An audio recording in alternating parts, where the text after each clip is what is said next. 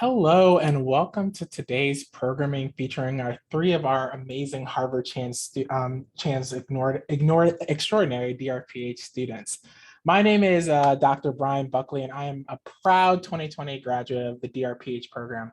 I am the 2020 class president, looking for the folks that are class of 2020, seeing you hopefully this May, and currently serve on the Alumni Council and also as the co-chair of a newly formed alumni association committee called Reconnecting with Public Health. For more information about that, put your interest in the chat. Professionally, I am a fellow with MedStar Health, a large academic health system in the Baltimore-Washington metropolitan area, where I lead and support healthcare delivery research, education, and consulting related to community health, patient safety, and quality. And also as an assistant professor in medicine at Georgetown University, where I teach change management, community partnerships, and mentoring. This week is National Public Health Week, so hopefully all are excited here today. And I also have the honor of being on the executive board of the American Public Health Association. Of course, over the course of the next hour or so, we will hear from three talented DRPHers, I like to call them, but Doctor of Public Health students. But I wanted to provide some facts about the current student body at Harvard Chan School, for those that haven't really been in the loop for a while. These students represent an incredibly impressive student community that spans 6 degree programs throughout the 9 departments and a couple of school-wide programs. That's over 1,200 students from just about 60 countries and represented throughout our student body. Today, we are focused on the Doctor of Public Health program, the DRPH program. I want to provide a brief history lesson on this program, one that I'm so proud to be part of.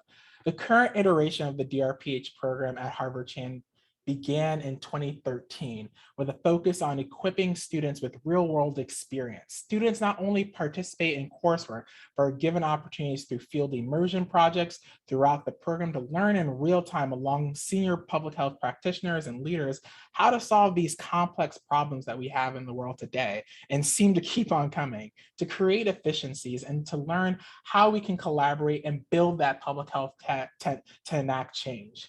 And another fun fact I like to always put out there is the DRPH program actually started at Harvard Chan back in the early 1900s. And so something that we are very proud to really uplift, especially in a time when we want to translate all this research that we know is out there into action.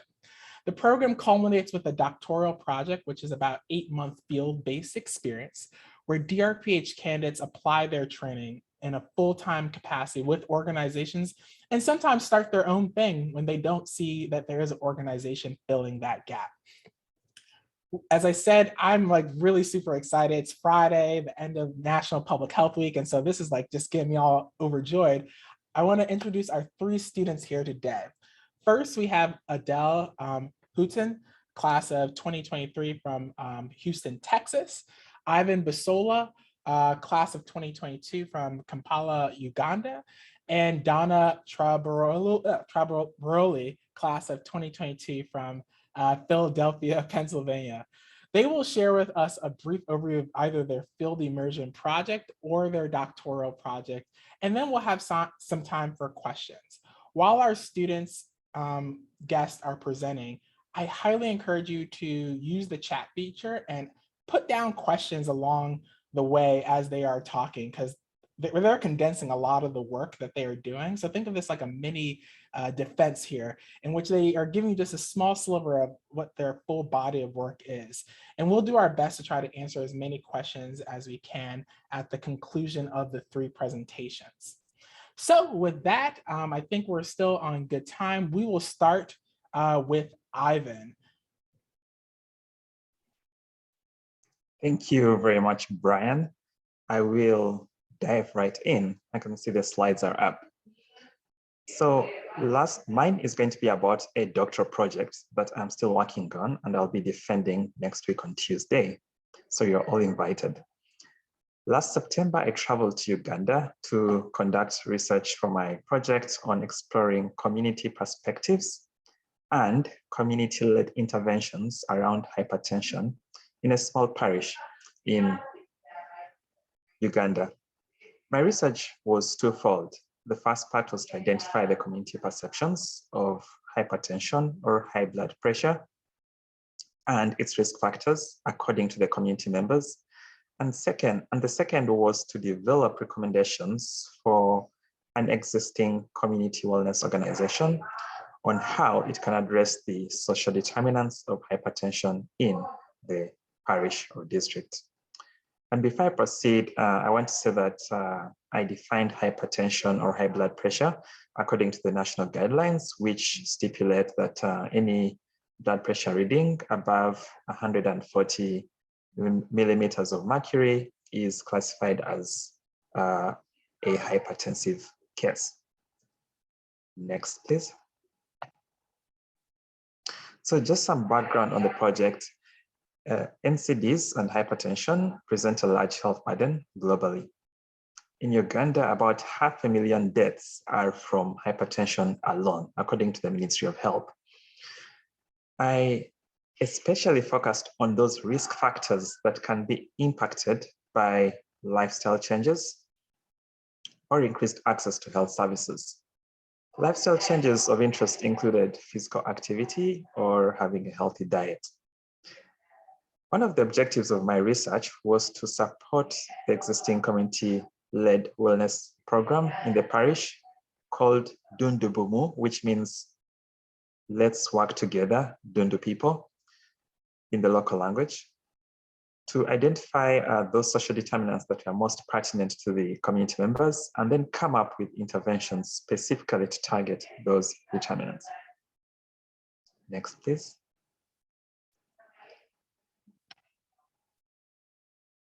I sought to answer 3 specific research questions. And the first was on how the parish residents perceive the hypertension. The second was on those determinants that are important to them. And the last one was on the recommendations for the wellness organization. I did this by conducting an update, a literature review and updating one that they had done earlier, and then interviewing community members and leaders and health workers on various policy issues, and also on the various determinants that I thought were important to them. Next, please. Just to give you some perspective of where the research was conducted, that is Uganda, and the small red pins indicate where Mukono district lies. Next, please. So in terms of methods, I used a participatory research approach to gather the community perspectives. And my research was basically focused on using focus group discussions and in-depth interviews. Overall, I conducted 13 focus group discussions across each of the 13 villages in the parish. I also spoke with 5 policy leaders and health workers who are working in the parish to get their views on the environmental factors or risk factors for hypertension. To do my analysis, I used the Julio-Frank and Suremon social determinants of health framework, which outlines 4 levels of social determinants that are important to any individual. The first are at the individual level, then the next are at the household level or institutional level. Then the third level is the societal level, and the last one is the systemic level. The photo in there is of the public health facility I visited, and the photo at the top is one of the focus group discussion that I conducted. Next, please. Some preliminary findings here. Generally, people were knowledgeable on hypertension, but there are still some glaring knowledge gaps. The first one was that nobody knew that hypertension or high blood pressure has no symptoms. Many of them expected some heart palpitations or some pain or headache or some fever. So they're unaware that it is actually, those symptoms only come when someone is having elevated high blood pressure, which is about 180 millimeters of mercury. There are also some myths that existed and were believed by many people, such as that men cannot get hypertension or high blood pressure. And this influenced the behavior of the participants in seeking health services. Then secondly, I noticed that the household level determinants were the most commonly mentioned. And this was surprising since when I look at the determinants, I would expect that those that are pertinent to the individual that deal with their health status, such as diet that they have or the physical activity they engage in, would be the most important to them. But the household level issues were mentioned, the household and institutional level issues were mentioned much more often than any other determinant. And this included things like social norms that led to different lifestyles, such as being overweight, being viewed as a sign of wealth, for example, in the area. And then also access to care. The places that are available were far away from them. And when they got there, the medicines or personnel were usually not available. And finally, stress was the single most determinant that was outlined almost unanimously by all the participants. It was, I tried to look at the causal factors, and most of them were issues related to money problems, followed by domestic problems. And then there was also general worries about the community, the society, what's happening in the country. And finally, there were occupational risks that influenced or increased instances of social isolation and loneliness. Next, please. I have many quotes, but in the interest of time, I only shared two here that illustrate some of these issues. The first one is on the social norms that prevailed. And it reads, people would be proud and announce that they have high blood pressure, high blood pressure, high blood pressure. Because it was a rich person's disease, they would claim that they have pressure. The second one shows the economic pressures due to shifting land use patterns. And this is a structural determinant because it affects their health indirectly. So it goes, right now, even food is paid for or bought because the land we have has reduced. The children have eaten lunch, but what will I get them for supper? Next, please. This is on this last slide, I just share a few photos of the setting and where I was. And what I feel this research means is that once I summarize my findings and conclusions, I'll be able to share these with the policymakers because they'll be transferable to other community-led programs in similar semi-urban settings. And they can also inform them on how they can support community-led initiatives to address a specific health condition. Thank you.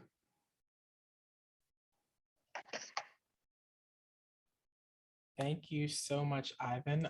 I have so many questions, and I hope folks are also thinking about questions, but I'll do one question and then we'll go to the next presenter, but hopefully this helps people kind of think about things.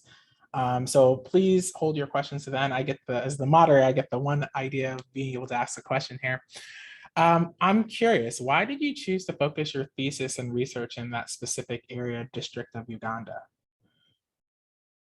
Oh, thank you for that question, Bryan. I think the first one is simple. I'm from Uganda, so I'm aware of the landscape, and I've also seen a lot of these issues that are pertinent to the people, but not being addressed by the government or donors. Uganda has a double burden of disease with HIV, AIDS, and malaria and other infectious diseases. So people tend to focus on those that have immediate visible signs and then forget about the ones that creep up on you slowly. And hypertension is one of them. Then secondly, Mukono, I chose Mukono because its population has grown the fastest in Uganda. Its growth rate has averaged 5% over the past 10 years. And the Mukono area surrounds the capital city. So even within East Africa, it's one of the largest growing metropolitan areas. This population growth rate has created serious economic issues such as land pressures And as you saw in the quotes, people having less land means they don't have land to farm and grow their food as they did in the past. Then they end up buying processed foods and or not having meals to eat, which all are risk factors for pressure. And the last one is just that because it's near the district, near the capital city, we have more elderly people moving to the district because of its semi-urban rural life. But because it's close to the city, they still have those amenities they can go and access. Thank you. Thank you. I have so many more questions, but in interest of time, I'll make sure we get through all of our presentations. But for folks that are listening, please make sure you do put it in the chat so we can make sure we capture it, or at least just put your, say, Q, so I know who to call on you when we do get into the Q&A. Next, we have Donna's presentation. Great. Hi, thank you, everyone. Thank you, Bryan, and thank you to the organizers for inviting me to be part of this session today. It's a pleasure to be here and have the opportunity to present my doctoral project to you. So next slide. So insufficient sleep has been declared a public health epidemic. It's also a global epidemic by the CDC back in 2014. I think this is something that we take for granted, particularly in the United States, where we're in very competitive environments and always working around the clock. And so this issue has also personally affected me in my life in terms of losing friends to drowsy driving. And so it's been an important part of my journey during my time in the program to be able to work on this issue. Insufficient sleep is a voluntary chronic pattern of shortened sleep to accommodate personal, social, and work expectations. Sleep is essential for human survival. The need to sleep is a primary driver and a non-negotiable requirement of our biological makeup. The amount of sleep we need for optimal health and wellness varies throughout our lifespan, but its importance in our health is can't be overstated, and numerous studies have demonstrated the connection between the long-term effects of insufficient sleep on mortality and adverse health conditions such as hypertension, diabetes, obesity, depression, heart attack, and stroke. In addition to the number of problems that occur when you're not getting enough sleep, there's also the safety problem that I recently alluded to, which is about 1.2 million drowsy driving crashes occur each year, with 2 drowsy driving crashes per minute and 1 death per hour from a driving related accident. And many of you might be familiar with the popular book, Why We Sleep by Dr. Matthew Walker, published in 2017. And I was surprised to read in that book that drowsy driving causes more deaths per year than accidents associated with drugs and alcohol combined. So I think there's room for some policy and communication about the importance of sleep and its relation to our health for many, many reasons, for our safety and for our health and well-being. One of the most important things we can do to improve our health is get more sleep. However, as most of you probably know, that's easier said than done for even the most well-intentioned of us. Next slide. So there are solutions, and a lot of these are really targeted for more serious disorders like sleep apnea and people who have some chronic insomnia. But there's also just, I think, an increase in the level of people who have trouble sleeping due to the demands of our working lives and the use of electronics and blue light devices. So there is really a need for high quality, affordable, and easy to implement solutions. Pharmaceutical options are usually costly, especially if you don't have health insurance, and may have undesirable side effects, and some of them are potentially addictive. So non-pharmacological options exist. They also are challenged in some of their effectiveness or adherence. So some popular examples include melatonin supplements, meditation, and more recently, cognitive behavioral therapy has been used for helping people with their sleeping trouble, but a lot of times there is an adherence component to this that makes those challenging. Next slide. So I think for me, this is intersecting with another part of me. So one of my interests in the program, or a focus of mine, has been innovation and entrepreneurship in healthcare and public health. So I had the opportunity to work with Circadian Positioning Systems, which is a startup in Newport, Rhode Island, that is run by a sleep scientist who I've known for quite a long time.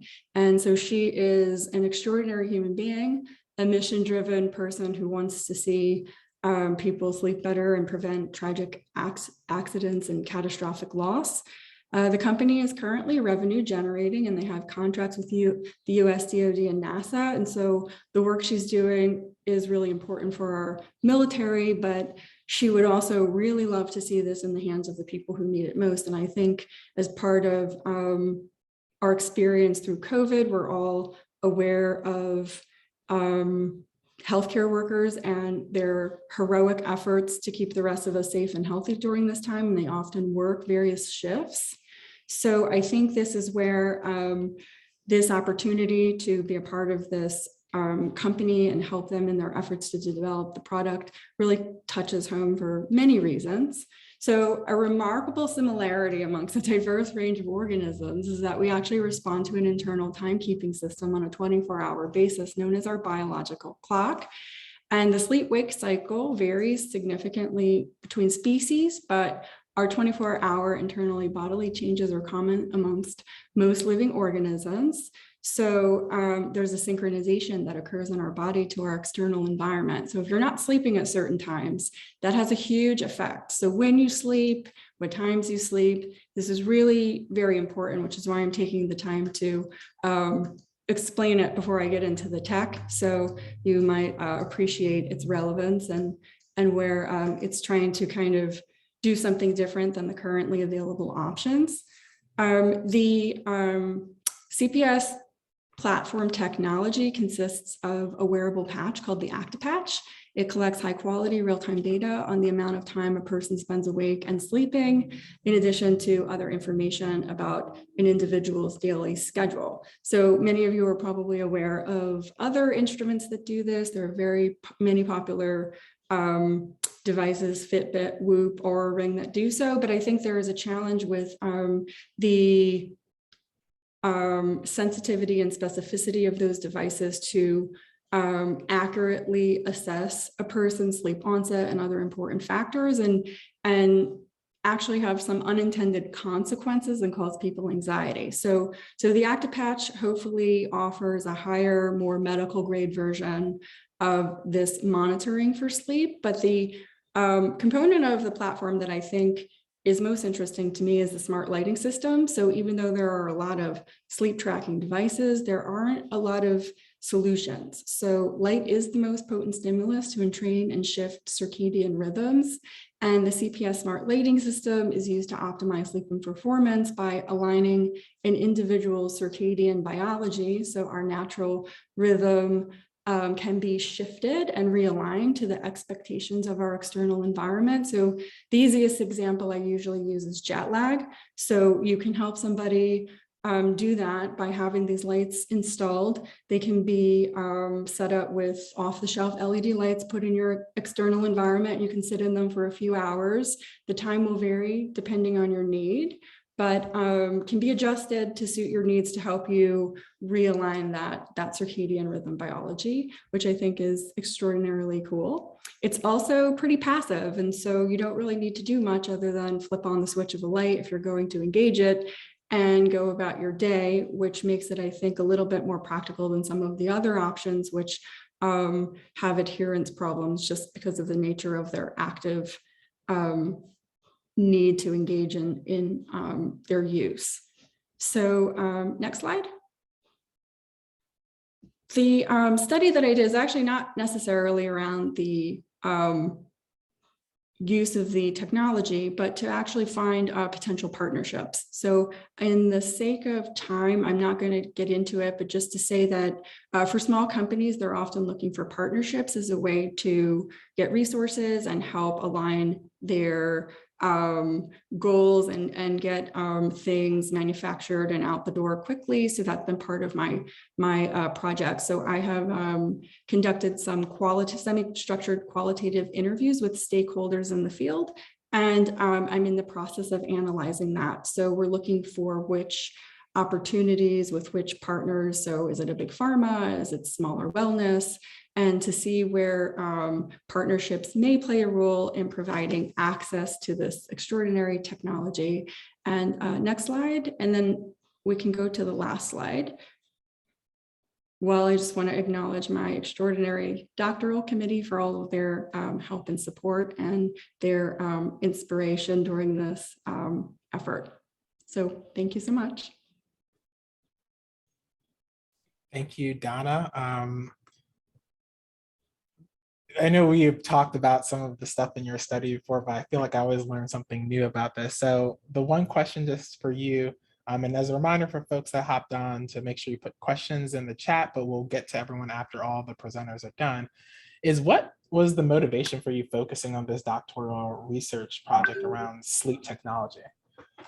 Yeah, so I think, like I said, I knew so out of college, I worked in a sleep lab, and I actually almost thought I was going to do a doctorate in sleep. So I did it, and I took a different road, and it's interesting the way the world comes back. And I had worked at a startup before this Harvard, and it was just a convergence of reconnecting with people in the area and knowing this brilliant scientist doing her incredible work and having a skill set that I could offer to a startup in need of resources, and being able to work on something really cool that meets a great public health need with someone whose mission align, who I identify with very closely, and to hopefully mutually benefit from the collaboration, which, you know, it was a great deal of fun doing this with her and being a part of it.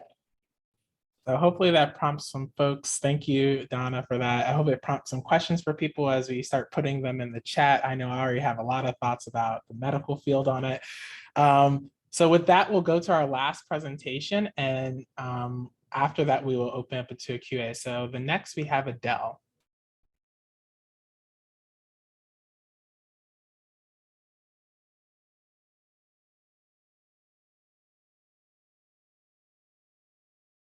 And just making sure, Adele, I think you might be muted, so. Oh, there I go. It told me I wasn't being allowed to unmute. Thank you so much for allowing me to unmute, and thank you for inviting me. I'm looking forward to sharing my doctoral work with all of you. I am a second year DRPH student, so I don't have final results to share, but I'd like to share my doctoral work kind of from a larger perspective, and talk a little bit about how I'm my plans for next year and how I've been engaging with the school up until now. You can go to the next slide. So I'm an architect, and I've worked in the green building sector since about 2003. And as somebody who's been working really closely on topics related to climate change and environmental pollution, environmental justice for a long time, I think that as I was continuing to sort of consult on projects, many of us who've been around for a long time in that field have begun to wonder about how effective the current approach is that green building and the building sector in general is taking around topics related to climate change and also chronic disease. So one thing that we know, and so as sort of a motivating factor for this work, is that the building sector is responsible for about 40% of global greenhouse gas emissions. It's also responsible for a portion of the environmental determinants of global chronic disease, which have been estimated by the Global Burden of Disease Project as being about 20% of total disease burden in the world. You can go to the next slide. And so as I kind of think of the green building sector as really taking off around 2002, 2003, when I was graduating from architecture school. And if you look over the past 10 to 20 years at some of the factors that the green building industry says explicitly that it's trying to address, two of those related to chronic disease are obesity and heart disease. And what I have up here on the screen is the last decade of US prevalence for obesity and heart disease in the US. And you can see that they are not going in the direction you would want to go if you were trying to do a public health intervention. I'll just say that. And then next slide. If you look at it specifically from a climate change mitigation perspective of just trying to reduce the effects of, just the greenhouse gas emissions that are produced by buildings, we also see that our goal is to go to zero by net building emissions by 2030. And in the past 10 years, we've actually increased by 10% per square foot globally in terms of building emissions. And this is something that's important in terms of the larger challenge of climate change. It's also something that contributes to air pollution on the ground in people's communities, because the fossil fuels that are produced that are then burned within either through oil heating and buildings, generators, and then also power plants. And then if you then add into that the way that the land use sector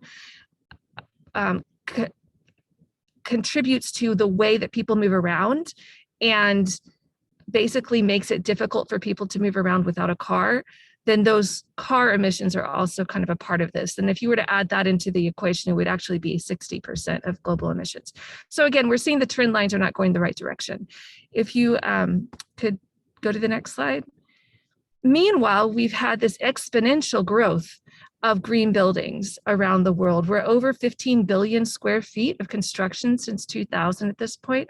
And if you go to the next slide, you'll see that as you just sort of put all of these lines on top of each other, there's some kind of disconnect.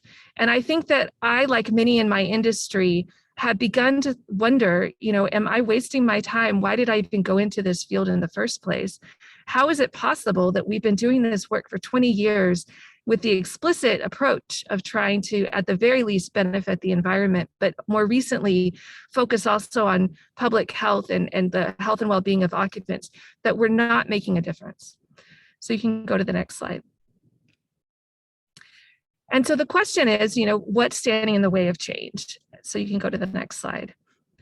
And I've sort of, through my research, come up with two really big answers to that question. One is the last mile syndrome. So, for example, there's a good deal of research that's happened over the past 15 years or so linking the built environment to certain health outcomes. Specifically, I researched chronic disease, mental health, and the health effects of climate change. And we see that for all of those topics, the built environment, we're getting more and more research demonstrating that there's a strong connection there. But what happens is that when communities or city planners or even master planners incorporate that information within their plan, and they say, we really need to focus in this neighborhood on, say, mental health or on asthma, because we have children in this neighborhood who have high asthma, and we've got, we're right next to a freeway, just as an example.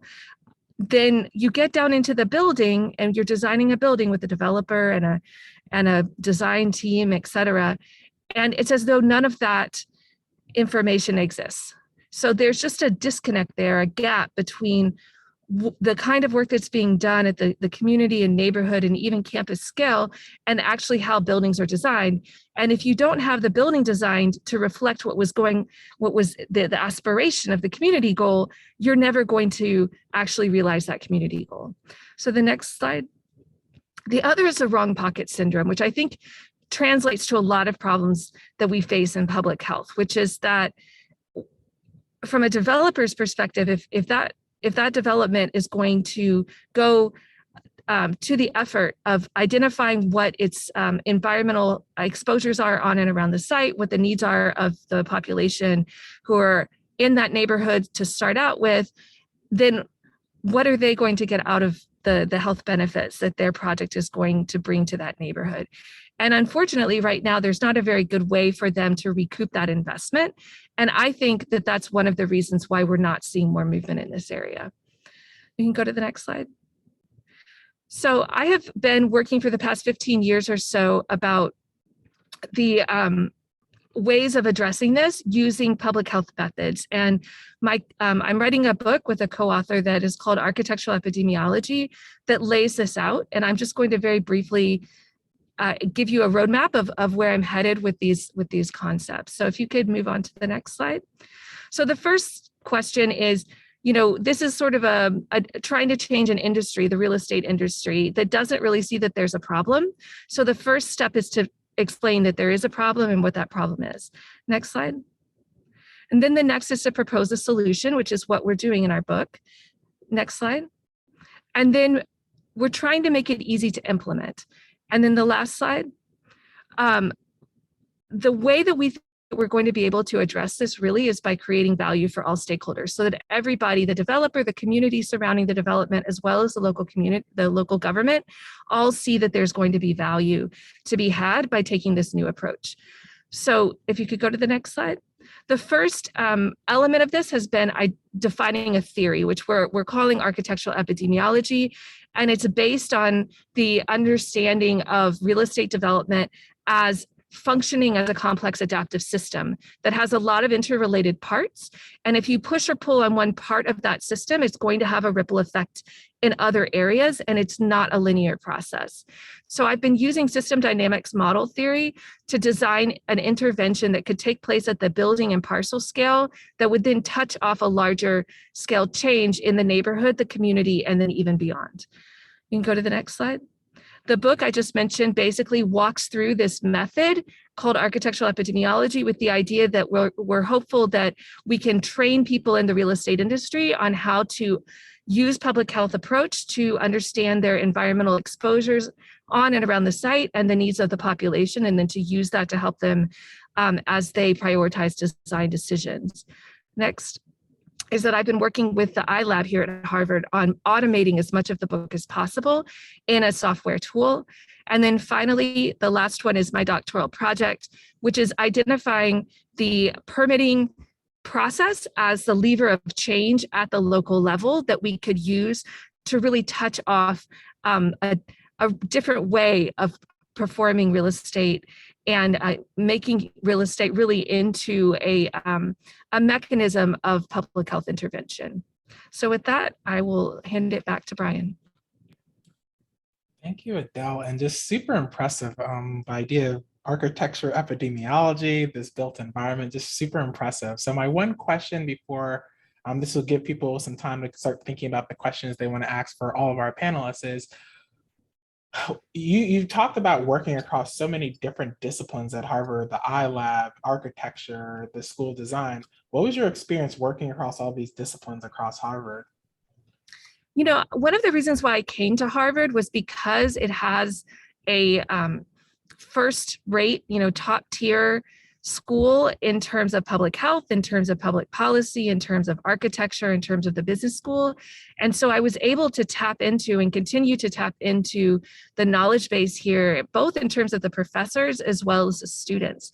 And I've been really excited to be a part of, both as a student, classes that are in other departments and interdepartmental classes, and then also acting as a teaching fellow at the GSD, the design school, where there's been a real embrace of this approach and interest in teaching architectural epidemiology to students. So I feel really fortunate to be able to be a part of that ecosystem.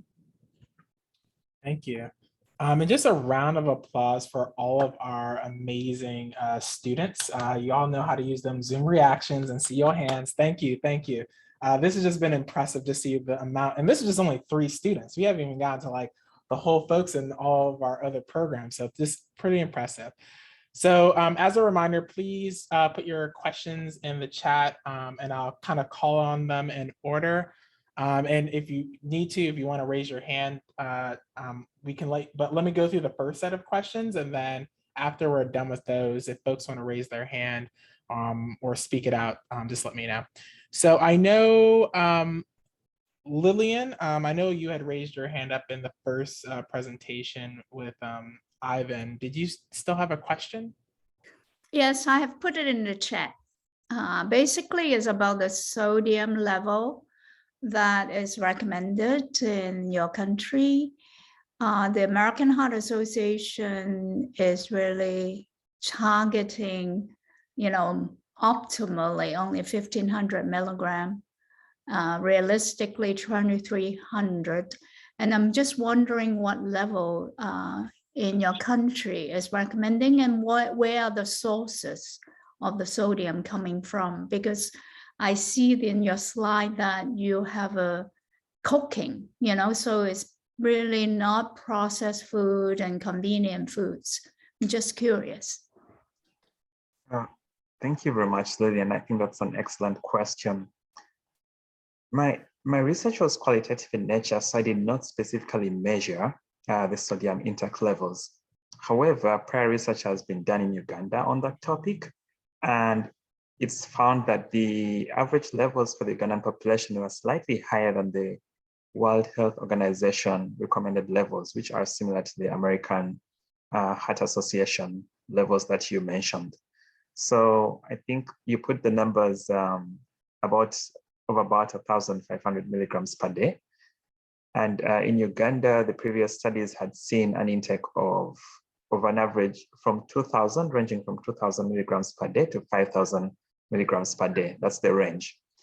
Now, having said that, from my research, most of the salt came from the food preparation process. You're right that people did not necessarily buy processed foods. They don't have that much resources to do so. But they did mention themselves that the issue came from when they're preparing the food. Perhaps extra salt is added to spice it up, to make it tastier. And that's why they consumed lots of salt.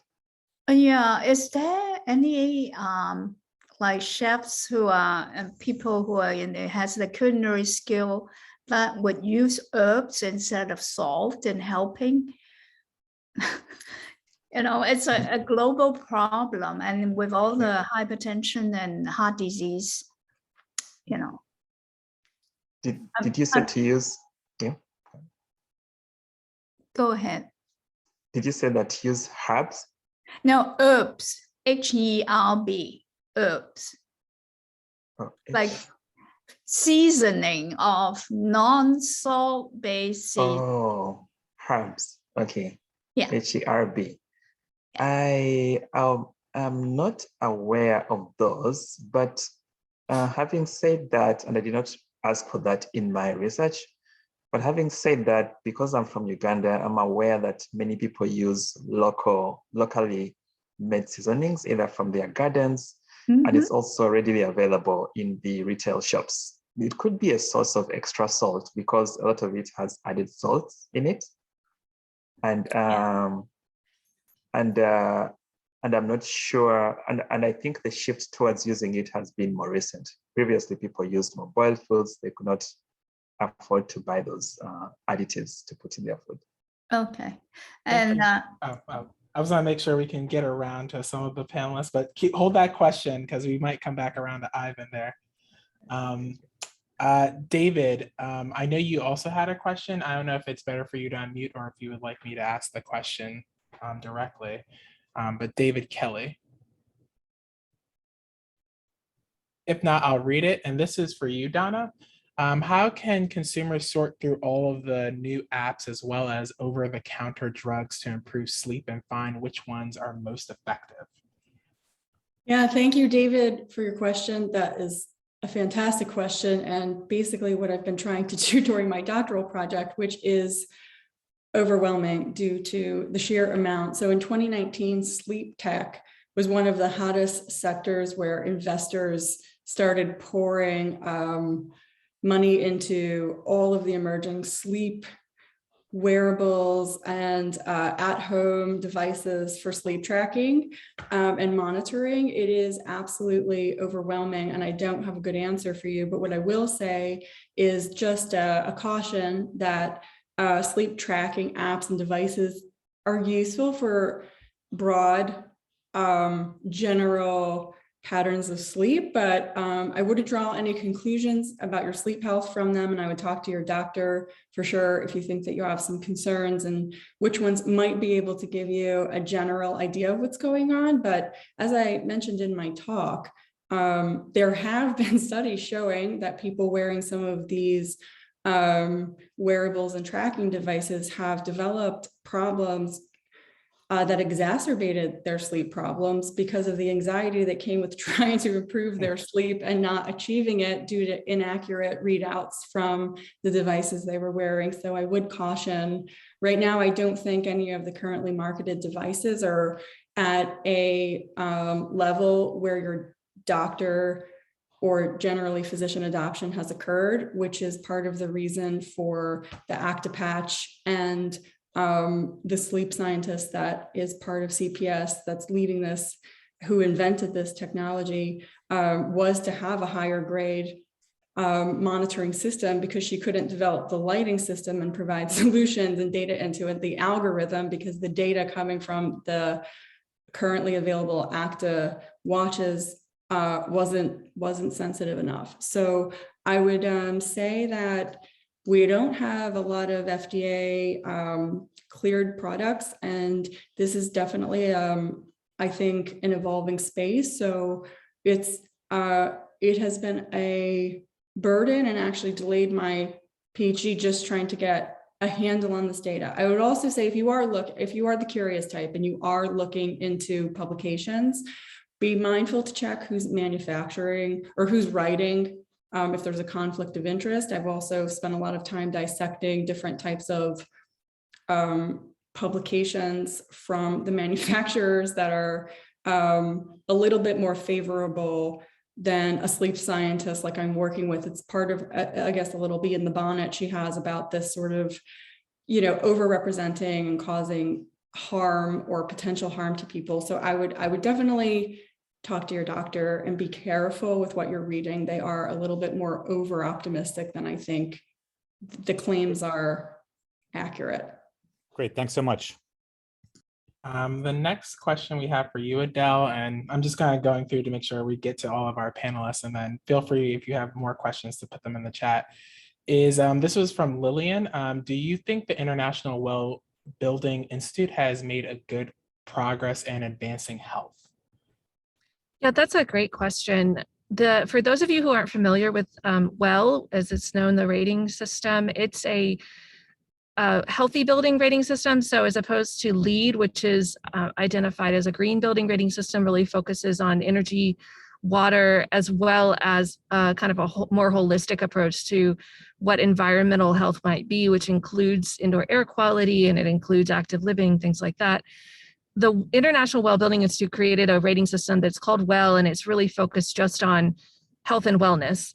It's really focused on an occupational setting. So it was originally created for office buildings. The idea was to take occupational health knowledge and apply it to the office building setting. And they've now kind of expanded out. And of course, during COVID, they created, other sort of permutations of the well building rating system that's focused on infectious disease, because before they were really focused on nutrition and indoor air quality primarily, as well as to some extent like water quality and things like that.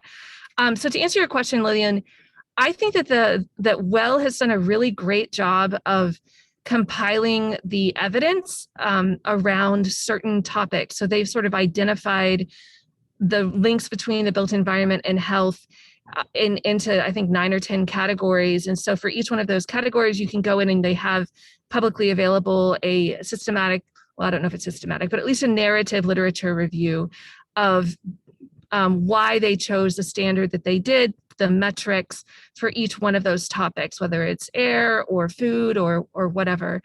I think in that sense, they're great. I think they've also increased the knowledge around just sort of in the general population about the importance and the links between buildings and health. And I think that is something, again, that COVID was an unexpected silver lining for those of us who work in the building industry and also are interested in public health, that COVID sort of helped us make the argument for us, right? That buildings definitely impact your health, right?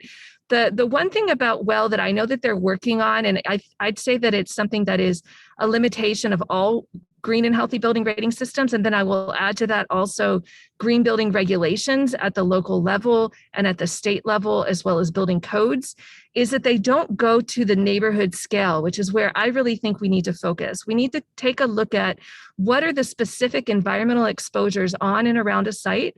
What are the occupants who will be on that site? What is their health status, their health needs, and the same for the neighborhood that's surrounding the site. And we need to combine those two pieces of information to help prioritize, because when a development team confronts a rating system like WELL or LEED or FitWell, and there are a number of others, they've got this long menu of strategies that they could focus on, but they don't know how to prioritize. And so that's really the prioritization piece, making it so that it's a targeted intervention that has a ripple effect on its surroundings. That's sort of the gap that my doctoral project is trying to fill. Thank you, Adele. We have a question for Ivan. This is from Lee. Please comment on the role of the wellness organizations in the communities. What do they do? Well, thank you for that question, Lee. I think the community organizations really have been set up to address the socio-economic problems that exist, and despite the government efforts, and also to increase the to reduce rather the dependency of community members on donors and handouts from the government.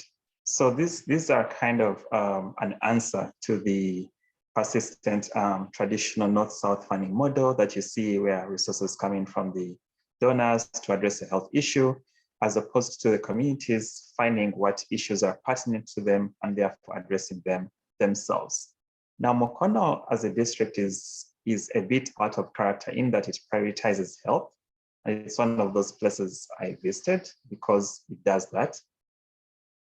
And you may not find many community-led organizations in other districts. So this is a priority. This is an initiative that is perhaps peculiar to this district and might be less peculiar to other districts. Thank you, Ivan. Sorry, there's a couple of folks sending it to me directly if you guys don't see in the chat. Donna, this question is for you. What are some of the most difficult issues to get agreements on between collaborators? Yeah, so I interviewed several different types of companies that would be potential collaborators. So one, there's going to be a power dynamic between a startup and a large multinational organization. So there, generally speaking, is a lot of compromise. But the general issue across the board that I think is important here that sticks out in my mind is, like I said, you have a lot of regulation for medical devices and pharmaceuticals that physicians and insurance companies and reimbursements, pharmacy benefit managers take very seriously and find credible. But I think what we're seeing is there's a large unmet need for what would be a subclinical level of intervention that might not need the same regulatory standards or models that you would go through. And so that has been, I think, for me, where you're falling into a space here with some of this new tech, not just the sleep tech, but health tech generally, and the digital health, digital therapeutics area. That's like, where does this fall in terms of being regulated, and how do you regulate these new and emerging innovations and technologies in a digital world? And that, I think, is like the push and pull. So digital health companies will be more attuned to and accepting of new tech that doesn't quite pass all of the standards that industries who are used to having regulations and standards and like things to go into a certain like clinical trial model. So a lot of what I heard is that we just need new models for these techs. So we're in an emerging space, so to speak, about the regulatory environment. Thank you, Donna. And this might be our last question. And sorry for folks, I wasn't able to get to your question, but this one should be a short question for Adele. This is from Lee. Great innovative approach, yet practical. Looking forward to reading your book. When is it coming out? Thanks so much for asking. It's been a labor of love. I've been working on it for a number of years now. It is going to be published next year by Johns Hopkins University Press. And I'm going to put the website into the chat. We've finally made it through peer review, and so we're finishing up this coming summer. Yeah, thanks. I told everybody in my cohort I'm taking them out to dinner and serving them champagne when it finally comes out. Hopefully us alumni are invited too. You absolutely are. And so this is the last question before I know we're coming up to time, but this is gonna be a rapid question.